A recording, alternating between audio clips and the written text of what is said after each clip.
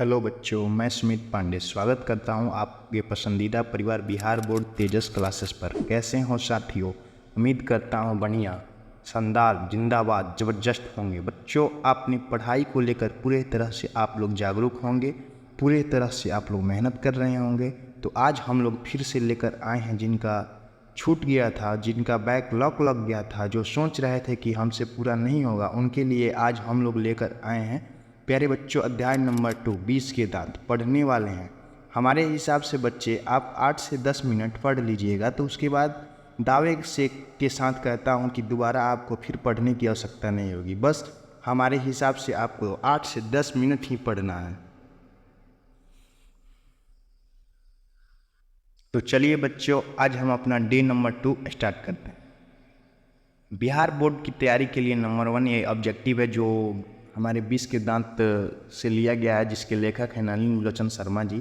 ये कक्षा 10th के गद्य खंड के हिंदी के गद्य खंड से लिया गया है, जिसका नाम 20 के दांत है। ये ऑब्जेक्टिव टाइप प्रश्न है और इसमें वैसे ऑब्जेक्टिव है जो बिहार बोर्ड के द्वारा विभिन्न सालों में पूछे गए हैं।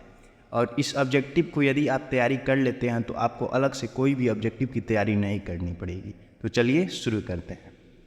तो मेरा पहला प्रश्न है कि 20 के दांत शीर्षक कहानी के कहानीकार कौन है? जो 20 के दांत शीर्षक कहानी है उसके कहानीकार कौन है, मतलब इसको कौन बताए हैं, कौन कहे हैं, कौन लिखे हैं, इसी के बारे में एक पूछ रहा है। तो इसके सबसे राइट आंसर हो जाएगा ऑप्शन नंबर डी, यानी नलिनी विलोचन शर्मा जी। अब हम चलते हैं दूसरा प्रश्न की। दूसरा प्रश्न है मेरा कि गिरधर लाल कौन था? गिरधर लाल कौन था? तो इसका राइट आंसर हो जाएगा ऑप्शन नंबर बी, यानी मदन के पिताजी। ठीक है, अब हम चलते हैं तीसरे प्रश्न की ओर। तीसरा प्रश्न है मेरा कि मदन ने कासू को कितने दांत तोड़ दिए? जो मदन था वो कासू का कितना दांत तोड़ दिया? तो प्यारे बच्चों इसका राइट आंसर हो जाएगा ऑप्शन नंबर सी 2। अब हम चलते हैं चौथे प्रश्न की ओर। चौथा प्रश्न है मेरा कि नलिनी विलोचन शर्मा के माता जी का नाम क्या था? जो नलिनी विलोचन शर्मा थे उनके माता का नाम क्या था? तो उनके माता का नाम था रत्नावली शर्मा। ठीक है, अब हम चलते हैं पांचवा प्रश्न की ओर। पांचवा प्रश्न है मेरा कि नलिनी विलोचन शर्मा के कहानियों में किसके तत्व समग्रता से उभर कर सामने आए हैं? नलिनी विलोचन शर्मा जी की कहानियों में किसके तत्व समग्रता से उभर कर सामने आए हैं? तो इसका राइट आंसर हो जाएगा ऑप्शन नंबर बी, यानी मनोवैज्ञानिकता का। अब हम चलते हैं छठवें प्रश्न की ओर। छठवां प्रश्न है मेरा कि मोटर कार को किससे खतरा हो सकता था? जो मोटर कार था उसे किससे खतरा हो सकता है? तो इसका राइट आंसर हो जाएगा ऑप्शन नंबर सी, यानी खोखा से।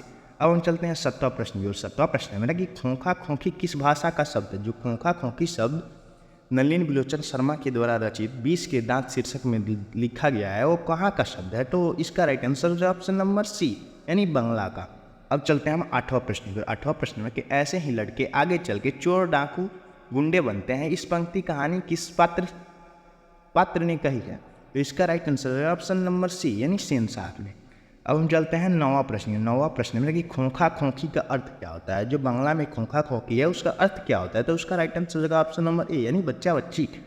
अब हम चलते हैं 10वां प्रश्न की ओर। 10वां प्रश्न में कि खोखा का क्या नाम था? जो खोखा था सेन साहब का लड़का, उसका क्या नाम था? तो उसका राइट आंसर हो जाएगा ऑप्शन नंबर सी, यानी कासू। अब हम चलते हैं 11 नंबर प्रश्न की ओर। 11 नंबर प्रश्न कह रहा है कि 20 के दांत कैसी कहानी है?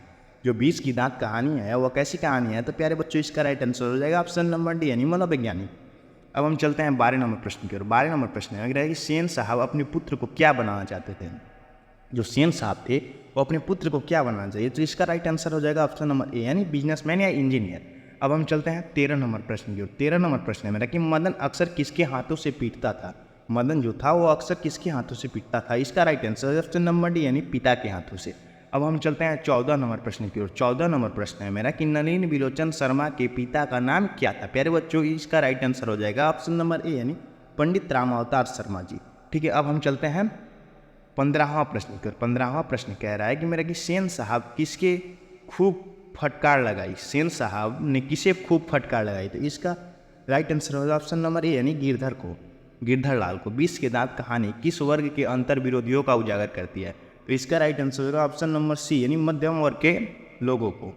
अब हम चलते हैं 17 नंबर प्रश्न की ओर। 17 नंबर प्रश्न कह रहा है मेरी कासू मदन के साथ किस खेल में शरीक होना चाहता था? मतलब कासू मदन के साथ किस खेल में मतलब शामिल होना चाहता था? तो इसका राइट आंसर होगा ऑप्शन नंबर डी, यानी लट्टू के खेल में। अब हम चलते हैं 18 नंबर प्रश्न की। 18 नंबर प्रश्न मेरा कह रहा है कि सेन साहब किसके व्यंग से ऐड कर रहे गए? जो सेन साहब थे वो किसके भावनाओं से, किसके विचारों से, किसके स्वभाव से ऐंठ के रह गए। तो इसका राइट आंसर हो जाएगा ऑप्शन नंबर ए, यानी पत्रकार महोदय के व्यंग से।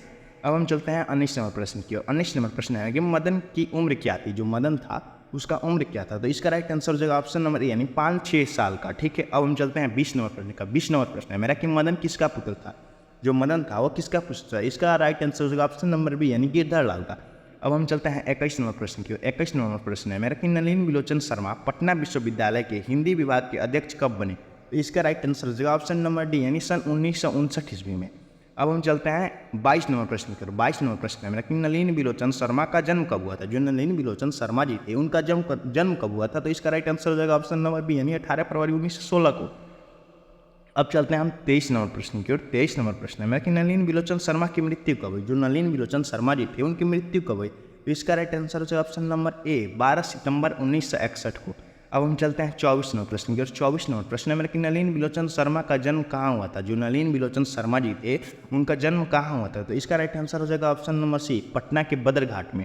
अब हम चलते हैं 25 नंबर प्रश्न है मेरा कि दृष्टिकोण किनकी रचना है। जो दृष्टिकोण है वो किनकी रचना है। तो इसका राइट आंसर हो जाएगा ऑप्शन नंबर बी, यानी नलिन बिलोचन शर्मा जी का।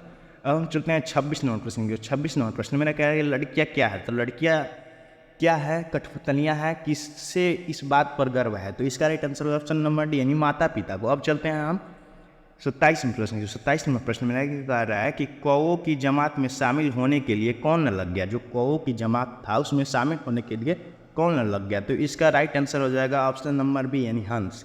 अब हम चलते हैं 28 नंबर। किसके अनुसार सेनों ने सिद्धांतों को बदल दिया। किसके अनुसार, जो सेन थे वो सिद्धांत को ही बदल डाले। तो इसका राइट आंसर हो जाएगा ऑप्शन नंबर बी, यानी खोखा गया भूसा। अब हम चलते हैं 29 नंबर प्रश्न की ओर, जो मेरा लास्ट प्रश्न है और ये प्रश्न हर बार परीक्षा में पूछे ही जाते हैं। तो ये प्रश्न है 29 नंबर की, सेन साहब की कितने लड़कियां थी। जो सेन साहब थे उनकी कितनी लड़कियां थी। इसका राइट आंसर हो जाएगा ऑप्शन नंबर सी, यानी 5।